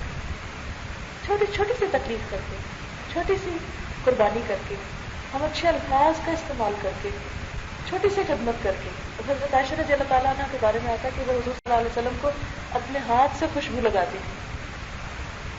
اگر ہم میں سے کسی کو یہ ہو تو کہ لوگ خود نہیں کر سکتے یہ کام، یہ ہمارے کرنے کا کام نہیں، بالکل کر سکتے ہیں، اس سے بڑے بڑے کام کر سکتے ہیں، لیکن ہمارا یہ کرنا یہ چھوٹا سا کام. اب دیکھیں کہ آپ اس کو تجربہ کر کے دیکھ لیجیے کہ صرف یہ چھوٹی سی خدمت، یہ خدمت بھی نہیں، یہ چھوٹے سے محبت کا اظہار یا انداز جو ہے اس زندگی کو کتنا خوبصورت بنا دیتا ہے. کھانا کھاتے ہوئے پہلے آفر کر دیں، آپ شروع کریں، عزت کا اظہار کریں، چیخ چلا کے بولنے کی بجائے نرم الفاظ میں بات کر لیں، چاہے ناجواب بات بھی ہو. بعض اوقات دیکھا گیا کہ چھوٹی چھوٹی بات پہ جھگڑے پہ زور زور سے چیخیں بلند ہونے لگتی ہیں. وہ چیخنے کی بجائے اگر آرام سے بات کرنی جائے تو آپ دیکھیں گے کہ وہ زیادہ مؤثر بات ہوگی. لیکن ہم سمجھتے ہیں کہ شاید زیادہ غصے کے اظہار سے زیادہ اچھی بات ہو سکتی ہے. تو یہ چھوٹی چھوٹی چیزیں بسا اوقات ہم بھول جاتے ہیں، جس کی وجہ سے سماجی زندگی جو ہے وہ خوبصورت نہیں رہتی. جب گھر میں خوشی نہیں ملتی، خوبصورتی نہیں ہوتی، تو لوگ گھر سے باہر تلاش کرنے لگتے ہیں. ہمارے معاشرے میں یہی ہوا ہے، گھر گھر میں یہ رولے کیوں پڑ گئے کہ شوہر بیوی کی طرف توجہ دینے کی بجائے باہر کسی لڑکی سے افیئر چلا رہا ہے، اور جگہوں پر پیسے لٹا رہا ہے، اور جگہوں پر خوشیاں ڈھونڈ رہا ہے، سکون تلاش کر رہا ہے. تو شوہر کو یہ خوشیاں گھر میں دینے والا کون ہوگا؟ بیوی ہوگی. ایک عورت ہی گھر کو جنت بناتی. پھر اسی طرح گھر کے مال و اسباب کی حفاظت، نبی صلی اللہ علیہ وسلم نے اچھی عورت کی خوبیاں بیان کرتے ہوئے فرمایا، مومن کے لیے خوف خدا کے بعد سب سے زیادہ مفید اور باعث خیر نعمت نیک بیوی، کہ جب اسے کسی کام سے کہے تو خوشی سے کرے. اچھا بعض اوقات شوہر کہتے ہیں آج اتنے میرے دوست آ رہے ہیں تو ہم موڈ آف کر لیتے ہیں، یہ کیوں لے کر آ رہے ہیں، ہم سے نہیں کھانا پکتا، اور یہ تو آپ کے مہمانیاں بھی ختم ہوتی ہیں، ایسا ویسا، اب تو پکا بھی دوں گی، باتیں بھی سنا دیں گے اور کام بھی کر دیں گے. پھر تھوڑی دیر کے لیے اس زبان کو روک کے کڑوا گھونٹ پی لیا جائے تو کرنا تو ہے ہی، اور یہ بول کے سارا اجر بھی ضائع ہوگا اور بدمزگی بھی ہوگی. تو کوئی بات نہیں، اگر منع ہی کرنا اس کو آئندہ اس کام سے تو کسی آرام کے وقت بیٹھ کے سمجھا لیں. لیکن اس وقت میں محنت بھی کرتے ہیں، تھکتے ہوئے عاملۃ ناصبۃ، کام بھی کرتے ہیں اور تھکتے بھی ہیں اور اس کا کوئی ریوارڈ بھی نہیں پاتے. ایسے میں کون شکریہ ادا کرے گا جو موڈ آف کر کے کوئی کام کیا. پھر اسی طرح آپ صلی اللہ علیہ وسلم نے فرمایا کہ جب وہ اس پہ نگاہ ڈالے تو اس کو خوش کر دے، یعنی شوہر جو بیوی کی طرف دیکھے تو اسے خوش کرے. اچھا عام طور پر کیا ہم نے کانشیسلی اس چیز کی کوشش کی؟ ہم سمجھتے ہیں شاید موڈ آف کرنے سے اور منہ بنانے سے اور منہ سجانے سے عزت زیادہ ہوگی. ارے بالکل ایک شیطان کا دھوکہ اور ایک یہ غلط چیز ہے کہ ایسا کرنے سے عزت نہیں بڑھتی، عزت جھکنے سے بڑھتی. سراہی سر میں دو لے کر بھرا کرتی ہے. دوسروں کو خوشیاں بانٹنے والا خود خوشیاں لیتا ہے، اور یہ خوشیوں کی ابتدا گھر سے ہوتی ہے، ان کو دے. پھر آپ دیکھیں کہ پھر آپ نے فرمایا جب وہ اس کے بھروسے پہ قسم کھا بیٹھے تو اس کی قسم پوری کر دے. نبازوں کا شوہر کا مان ہوتا ہے نا کہ نہیں کرتی ہے، اور کسی کی مدد کا وعدہ کر کے آ گیا باہر، یا کہیں جانے کا کہہ آیا یا کوئی اور اس کو پتا میری بیوی مجھے نہیں روکے گی. لیکن اب یہ ہے کہ جنی بیوی تو پتا چلا واپس باہر ہوگی. لیکن بیوی کا رول کیا ہے؟ تعاون کرے. مجھے اس میں بڑی خوبصورت مثال حضرت ابو الدرداء کی یاد آتی ہے کہ آپ سب نے واقعہ سن رکھا ہوگا. یہ واقعہ اتنا خوبصورت ہے کہ میں تو جتنی دفعہ پڑھتی ہوں مجھے نیا لگتا ہے، بہت ہی اچھا لگتا ہے. لیکن یہ آیت اتری نا کہ من اللہ یقرض اللہ قرضا حسنا، جو اللہ کو اچھا کرتے تو اللہ تعالیٰ اس کو کئی گنا بڑھا کے واپس کرتے، اس کے لیے اجر عظیم. لیکن ابو الدرداء حضور کے پاس آئے، کہنے کہ یا رسول اللہ صلی اللہ علیہ وسلم اللہ تعالیٰ کرنا مانگتے ہیں. آپ نے فرمایا ہاں، تاکہ وہ تمہیں اور کئی گنا بڑھا کے وہ چیز واپس کرے. فرمایا یا رسول اللہ صلی اللہ علیہ وسلم گواہ رہیے، میں نے اپنا باغ اللہ کو قرض دیا، اور اس باغ کو کھجور کے 600 درخت، اسی میں ان کا گھر تھا. اور دے کے آپ کو کہتے ہیں اپنا ہاتھ بڑھائیے، میں نے وعدہ میں نے آپ کو دے دیا. اور اس کے بعد گھر آتے ہیں، باغ کے اندر نہیں جاتے، دروازے سے کھڑے ہو کے آواز دیتے اے ام الدرداء باہر آ جاؤ، میں نے اپنا یہ باغ اپنے رب کو قرض دے دیا. اور وہ کہتی ہیں ابو الدرداء تم نے بڑا اچھا سودا کیا. یہ تعاون بہت اچھا کیا.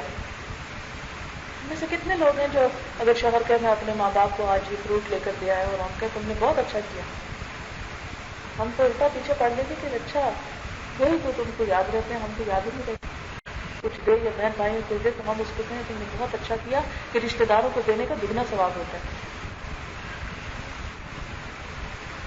اب وہ جو گیا وہ تو گیا، لیکن جب ہم نے تعاون نہیں کیا تو ہمیں ثواب بھی کوئی نہیں ملا. عورت کا صدقہ یہی تو ہوتا ہے کہ شوہر جب دیتا ہے کوئی کام کرتا ہے تو ہم صرف اپروو ہی کر دیں کہ ہاں ٹھیک ہے. تو ہمارے لیے وہ ہاں کہنا کیا نا وہ مشہور ہے اجر میں شریک ہونا ہے. پھر آپ صلی اللہ علیہ وسلم نے فرمایا جب وہ کہیں چلا جائے تو اس کے پیچھے اپنی عزت و آبرو کی حفاظت کرے.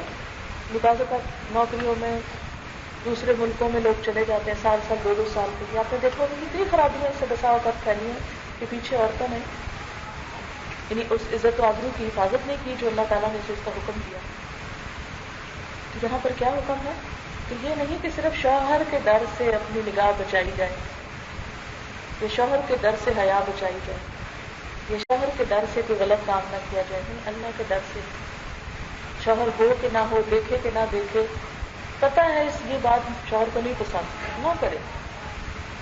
اور پھر شوہر کے مال و اسباب کی نگرانی میں شوہر کی خیر خواہ اور وفادار رہے کہ نہیں جس کا گھر ہے اس کی چیزیں ہیں ان چیزوں کی حفاظت بھی عورت کا فرض ہے.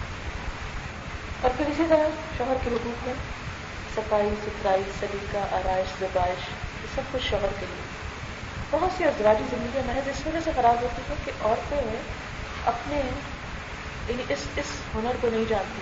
جسمانی صفائی پہ توجہ نہیں دیں، گھر کی صفائی پہ توجہ نہیں دیں، بچوں کی صفائی پہ. اب نے دیکھو کہ بہت سے شوہر صرف اس لیے آگے ڈانٹنے لگتے ہیں عورتوں کو کہ بچے پاؤں پہ ننگے کیوں، یا ان کو بیمار کیوں ہوئی، یا یہ ہے کہ گھر گندا کیوں ہے، یا یہ کہ وقت چیز کیوں نہیں ملی. یہ چھوٹی چھوٹی چیزیں نا گھر میں بگاڑ پیدا کرتی. یہ عورت کی ذمہ داری ہے. تو ہمارے یہاں یہ سمجھ لیا گیا کہ نہیں گھر کو دیکھنا عورت کی ذمہ داری ہے ہی نہیں.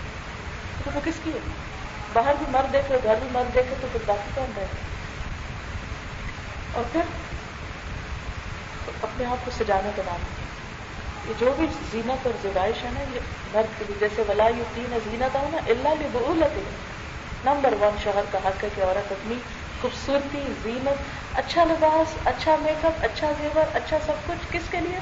اپنے شوہر کے لیے. یعنی جب بھی کوئی اچھی چیز دیکھے تو پہلا خیال اس کو کیا آئے کہ میں اپنے شوہر کے لیے خوبصورت ہوں. اسی کے مال میں سے لے رہے ہیں نا تو اسی کو ہی نہیں خوش کریں گے تو کس کو کرنا ہے. لیکن افسوس کی عورتیں آج یہ راز بھول گئی. ہمارا سب کچھ بازار والوں کو نہیں بولتے. اور جب بازار نکلتی ہے سب سے خوبصورت لباس پہنتی میک اپ کرتی بہترین خوشبو لگا کے. کتنے سخت لفظ ہیں کہ مردوں کے بیچ میں خوشبو لگا کے جانے والی عورت کے لیے آپ صلی اللہ علیہ وسلم نے بہت ناراضگی کا اظہار کیا. آپ نے فرمایا کہ یہ ایسی عورت کے لیے اچھے الفاظ نہیں آپ نے استعمال کیے تھے. فرمایا کہ وہ واپس آ کے غسل جنابت کرے. لیکن ہم پورے جسم کو سپرے کنڈیل کے تو ہم بازار میں مردوں کے بیچ میں گھس جاتے ہیں. اتنا سخت لفظ آپ نے کرے کیونکہ اس سے مردوں کو اٹریکشن ہوتی ہے عورت کی طرف. عورت کے لیے وہ خوشبو پسند کی گئی ہے کہ جو چھپی ہوئی ہو یعنی جو دوسرے مردوں تک نہ پہنچے. یعنی یہ نہیں کہ آگے خوشبو لگائی نہ لیکن ایسے لگائے کہ جو دوسروں تک نہ جائے. پھر اسی طرح ہم دیکھتے ہیں کہ ہمارے ہاں عموماً بالوں کو کس طرح پھیلا کے اور کس طرح سجا کے ہم بازار میں گھومنے پھرنے نکل جاتے ہیں. بعض اوقات صرف ایسے ہی شاپنگ کرنے وقت پاس کرنے. اچھا جدید تحقیقات سے بھی یہ بات ثابت ہوئی ہے کہ عورت کے بالوں سے ایسی ریز نکلتی ہیں کہ جو مرد کو اٹریکٹ کرتی ہے مرد کی طرف اس کی توجہ جاتی ہے. اسی لیے خاص طور پر بالوں کو ڈھانپنے کا حکم. اب بالوں کے ساتھ قرآن پاک میں کیا آتا ہے جو خمار ہے نا وَلْيَضْرِبْنَ بِخُمُرِهِنَّ عَلَىٰ جُيُوبِهِنَّ کہ یہ جو خمار ہے خمار کہتے ہیں سر کے ڈریس کو جیسے اسکارف وغیرہ ہوتا ہے یہ دوپٹہ ہوتا ہے تو اس کو اپنے سینے پہ بھی ڈالیں کیونکہ سر کے بعد جو سینہ ہے وہ بھی عورت کے حسن اور زینت کا ایک حصہ ہے وہ نمایاں نہ ہو. اتنی شرم آتی ہے نا بعض اوقات عورتوں کے برہاس وغیرہ بھی کپڑوں میں سے جھلک رہی ہوتی ہے بازار کو اس طرف کر رہے ہوتے ہیں سارے مردوں کے سامنے یہ زبائش جاری ہوتی ہے. جتنے لوگوں کی نگاہیں پھسلیں گی ان سب کا حساب اسی کو عورت کو دینا ہوگا جو ان کے لیے اٹریکشن کا سامان بنتے. یعنی دین کی تعلیمات میں ہمیں کیا پتہ چلتا ہے کہ عورت اپنے زیب و زبائش و آرائش کا اہتمام کرے. عورت کا حق ہے. قرآن پاک میں بھی آتا ہے نا أَفَمَن يُنَشَّأُ فِي الْحِلْيَةِ کیا وہ جو زیورات میں پالی جاتی ہے یہ زیور عورت کا حق ہے منع نہیں کیا گیا اسے. اچھا لباس عورت کا حق ہے. ایک دفعہ حضرت اسامہ کو چوٹ لگ گئی تو حضور صلی اللہ علیہ وسلم نے فرمایا اسامہ اگر بیٹی ہوتا ہم اس کو زیور پہناتے, اسامہ بیٹی ہوتا ہم اس کو اچھے کپڑے پہناتے. اس سے کیا پتہ چلتا ہے اس حدیث سے؟ اچھا کپڑا اچھا زیور عورت کا حق ہے, اس سے منع نہیں کیا گیا. لیکن اگر یہ سب کچھ اس کے شوہر کے لیے ہے تو عبادت ہے, اور اگر غیر مردوں کے لیے تو حرام ہے, حساب ہوگا, پوچھ ہوگی. پھر اسی طرح عورتوں کے ساتھ بھی مردوں کو حکم دیا گیا کہ وہ اچھا سلوک کریں. یعنی صرف یہ نہیں کہ عورت ہی کی ذمہ داریاں ہیں, عورت کے حقوق بھی ہیں. آپ صلی اللہ علیہ وسلم نے شوہر اور بیوی کے تعلق کو کیا فرمایا؟ ہن لباس لکم وانتم لباس لہن, وہ تمہارا لباس ہے تم کا لباس. یعنی اس سے کیا پتہ چلتا ہے کہ دونوں ایک دوسرے کے حقوق ہیں, دونوں ایک دوسرے کے لیے لباس کی طرح ہی لازم و ملزوم ہے. لباس جسم کو گرمی سردی سے اور ایپ سے اس کے انسان کے ایپ چھپاتا ہے, انسان کو خوبصورت بناتا ہے, زینت دیتا ہے, پروٹیکٹ کرتا ہے, کمفرٹ کا ذریعہ ہوتا ہے, صاف ہوتا ہے, اس کی عزت میں اضافہ کرتا ہے. تو یہ اسی طرح شوہر اور بیوی ایک دوسرے کے لیے لازم و ملزوم ہے, ایک دوسرے کے لیے عزت ہے, ایک دوسرے کے لیے زینت ہے, ایک دوسرے کے لیے خوبصورتی کا ذریعہ ہے. مردوں کو حکم دیا کہ عورتوں کے ساتھ اچھا سلوک کرو. ارشاد باری تعالیٰ وعاشروہن بالمعروف, ان عورتوں کے ساتھ بھلے طریقے سے زندگی بسر کرو. یعنی یہ نہیں کہ چھوٹی چھوٹی بات پر ان کی بےزتی کر ڈالو, ان کو تانے دو, ان کو ٹارچر کرو, ان کو ستاؤ, ان کو پریشان کرو, نہیں. بلکہ کیا فرمایا کہ یا ایھا الذین آمنوا ان من ازواجکم واولادکم عدوا لکم فاحذروہم وان تعفوا وتصفحوا وتغفروا. اے لوگوں جو ایمان لائے, تمہاری بعض بیویاں اور بچے جو ہیں وہ تمہارے دشمن ہو سکتے ہیں, لیکن اگر تم معاف کر دو, درگزر کر دو, بخش دو, اللہ بھی غفور ہے. قرآن پاک میں معاف کرنے کے لیے 3 لفظ آتے ہیں, تینوں یہاں اکٹھے کر دیے. اس سے کیا پتہ چلتا ہے؟ ایک دفعہ آپ کو درگزر سے کام دیا, پھر معاف کر دیا, پھر اگنور کیا, پھر اگنور. کیونکہ یہ رشتہ ایسا نہیں کہ چھوٹی سی بات کو کٹ کر کے ختم کر دو, نہیں. جتنی دفعہ غلطی ہو اتنی دفعہ معاف کرو, کیونکہ معاف کرنے میں ہی اس کی خوبصورتی.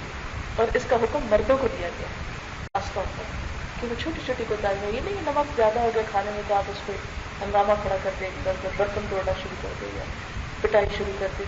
نہیں, آپ صلی اللہ علیہ وسلم نے کبھی بھی کسی عورت کو ہاتھ نہیں اٹھایا, کبھی بھی کسی کے ساتھ جاتے نہیں.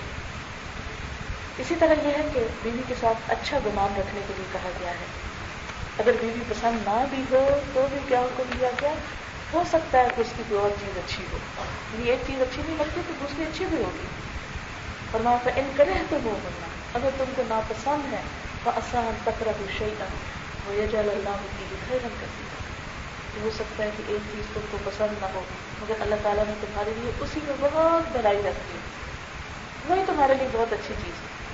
تو اس سے کیا پتہ چلتا ہے کہ اگر بیوی کی شکل پسند نہیں, مثلا ہو سکتا ہے اخلاق بہت اچھا, اگر اخلاق پسند نہیں تو ہو سکتا ہے اس کی اولاد بہت اچھی ہو, اس کی تربیت اچھی کرتے, یا یہ ہے کہ وہ تمہارے بڑھاپے کا اچھا ساتھ ہو, یہ کوئی بھی وجہ ہو سکتی ہے. فرمایا کہ اس سے بددل نہ ہو کہ ایک چیز اچھی نہیں لگی تو کہا بس اب مجھے نظر ہی نہ آئے اور فوراً طلاق طلاق طلاق کہہ کے گھر بھیج دو.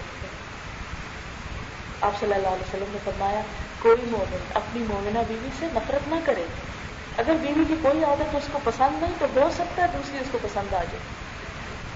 پھر اسی طرح آپ صلی اللہ علیہ وسلم نے فرمایا عورتوں کے ساتھ اچھا سلوک کرو. عورت پسلی سے پیدا کی گئی اور پسلیوں میں سب سے زیادہ اوپر کا حصہ ٹیڑھا ہے, اس کو سیدھا کرو تو ٹوٹ جائے گی. لیکن اس سے عورت کی خامی نہیں بتائی گئی کہ وہ بہت خراب چیز ہے. اس سے مراد یہ ہے کہ عورت جو ہے نا, یعنی اس کے اندر جذبات ہیں. اگر یہ جو ہے نا یہ ٹیڑھی پسلی اور یہ اس کو ہم لوگ بہت نیگیٹو طرح یوز کیا جاتا ہے.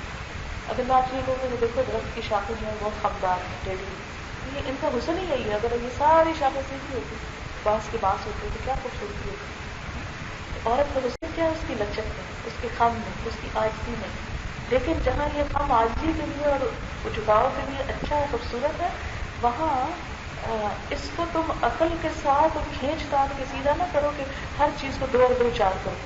کیونکہ بعض اوقات لاجک سے زیادہ عورت کے لیے جذبات, یعنی ایک محبت کا بول کافی عورت کو جیتنے کے لیے, بجائے اس کے 10 لیکچر تم اس کو دو گے یہ اس چیز کا یہ فائدہ اور یہ نقصان ہوگا. اس لیے یہاں عورت سے ڈیل کرنے کا ایک طریقہ اور حکمت سکھائی گئی. پھر فرمایا بیوی کے ساتھ اچھا سلوک کرنا چاہیے. آپ صلی اللہ علیہ وسلم نے فرمایا کامل ایمان والے مومن وہ ہیں جو اپنے اخلاق میں سب سے اچھے ہیں. یعنی ایمان ہی اس کا پورا ہوتا ہے جس کا اخلاق اچھا ہو. آپ صلی اللہ علیہ وسلم جو اخلاق کے عظیم مرتبے تک تھے، اور آپ بھیجے بھی دنیا میں کیوں گئے؟ یہ ساری دین کی جو ایکٹیویٹیز ہے نا، ان سب کی اصل مقصود اور نچوڑ کیا ہے؟ اچھے اخلاق کی ترویج.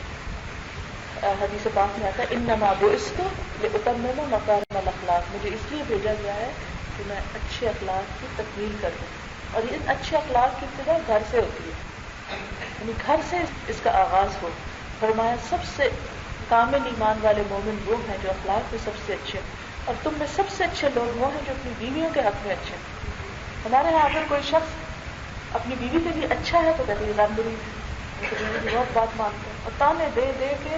اچھا اسی لیے ہمارے یہاں آپ دیکھیں کہ جو جوائنٹ فیملی سسٹم ہوتا ہے اس میں شوہر بیوی سے سیدھے وہ بات بھی نہیں کرتا تھا، صرف اس لیے کہ اگر میں ہنس کے بات کر لی تو شامت آ جائے، میری ماں ناراض ہو جائے گی، یا یہ ہے کہ مجھے تانے ملے گی. اچھا بیوی بات اگر بیمار ہے، پریشان ہے، مصروف ہے، لیکن چائے تم بنا کے میں نہیں لا سکتا اس لیے کہ میں نے تو میری اماں مجھے ناراض ہوتی تھی، تم میری تو تم کو بھی چائے بنا کے لائے تو بیوی کی چائے بنا دی.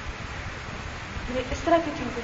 بعض اوقات بچے رو رہے ہیں، تکلیف میں ہے، عورت کرا رہی ہے، لیکن اٹھ کے اسی کو کام کرنا ہے. بے شک مرد بیٹھ کے اخبار پڑھتا ہے.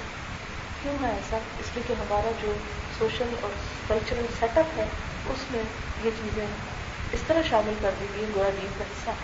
حالانکہ اسلام نے کیا بتایا کہ سب سے اچھا انسان کون ہے؟ جس کا اخلاق اچھا ہو. اور سب سے اچھا اخلاق کس کا ہے؟ جو اپنی بیوی کے لیے سب سے اچھا ہو. یعنی باہر تو انسان کو آرٹیفیشلی اچھے اخلاق کو گزارنے میں کوئی مشکل نہیں پیش آتی. اچھا پھر جب جوائنٹ فیملی سسٹم کی بات ہوئی تو اس میں بھی پھر یہ بات آ جاتی ہے کہ پھر ایک دوسرے کے حقوق اور ان چیزوں کا خیال رکھنا اور ان چیزوں پر توجہ رکھنا بہت ضروری ہے.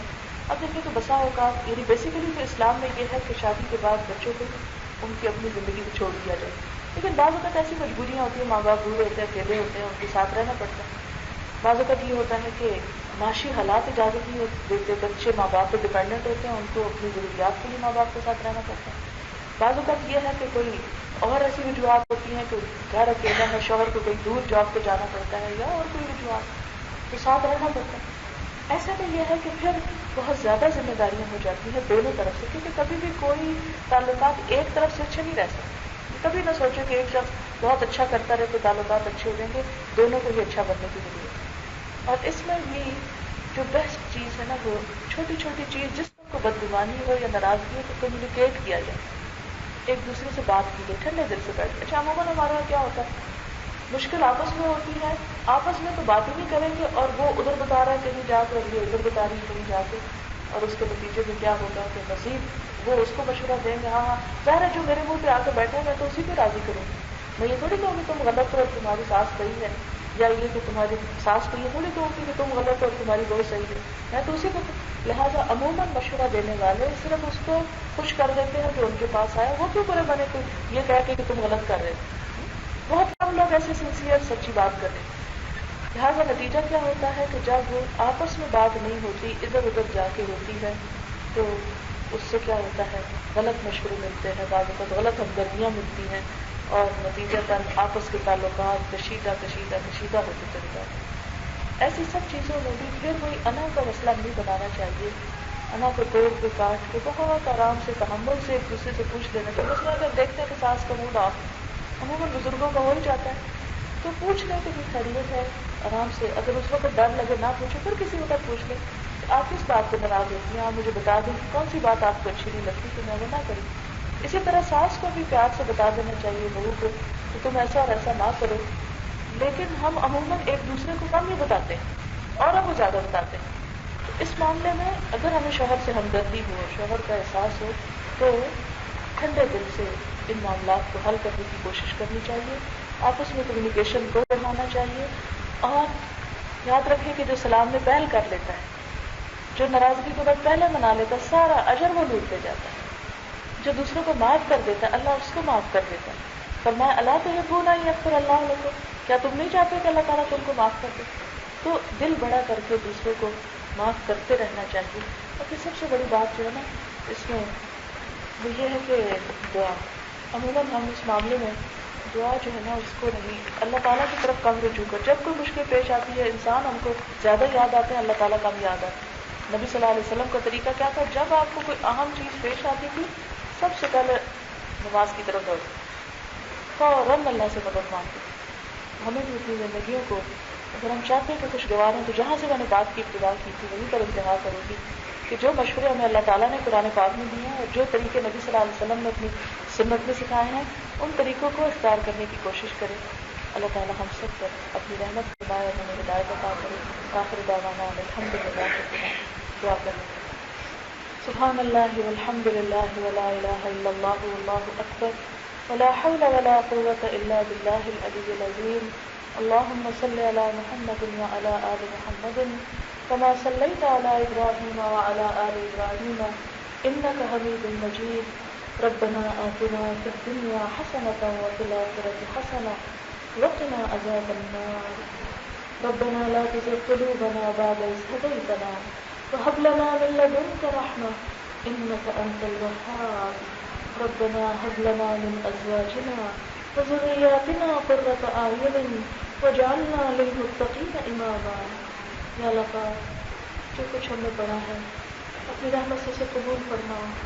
کوئی بات جو آپ کو پسند نہ آئی ہو اسے ہم سے دور فرما دے. ہماری کوتاہی کو معاف کر دینا. ہمیں صراط مستقیم عطا فرما. یا رب العالمین جو باتیں تیری مرضی کے مطابق ہوئی ہوں ہمیں ان پر عمل کی توفیق عطا فرما. یا اللہ ہمیں ویسا مسلمان بنا جیسا بننا تجھ کو پسند ہے. اللہ ہمیں وفقنا لما تحب وترضى. یا اللہ تو ہمیں ہمارے نفس کے شر سے بچا, ہمارے اعمال کی برائیوں کے شر سے بچا. یا رب العالمین ہمارے خاندانوں میں, گھروں میں, معاشرے میں امن, سکون, اطمینان اور خوشی پیدا کرنا. یا اللہ ان بچوں کی جو شادی ہو رہی ہے ان کے درمیان بہترین موافقت پیدا کرنا. انہیں دنیا آخرت کی خوشیاں عطا کرنا. ان کے والدین کی آنکھوں کی ٹھنڈک کرنا. یا رب العالمین جنہوں نے اس مجلس کا اہتمام کرایا ہے ان کے لیے اس کو صدقہ جاریہ بنا. یا اللہ تو ہمارے گناہوں سے کوتاہیوں سے درگزر فرما. یا رب العالمین سب بیماروں کو صحت کاملہ عطا فرما. یا اللہ تو ہم سب پر اپنی رحمت فرما. ان کاموں کی توفیق دے جن سے تو راضی ہو جائے. یا اللہ ہمارے والدین کو اپنی رحمت فرما. جو دنیا میں جس سے جا چکے ہیں, فوت ہو چکے ہیں, ان کی بخشش فرما, ان کے درجے بلند فرما. جو زندہ ہیں یا اللہ ان کے اوپر رحم فرما, ان کو عزت عطا فرما, ہمیں ان کی خدمت کی توفیق عطا فرما. یا اللہ ہماری اولاد کو ہماری آنکھوں کی ٹھنڈک کرنا, انہیں دنیا اور آخرت کی کامیابی عطا فرما. یا اللہ جتنے بھی حاضرین مجلس ہیں ان کے دلوں میں جو دعائیں ہیں نیک تمنائیں ان کو پورا فرما.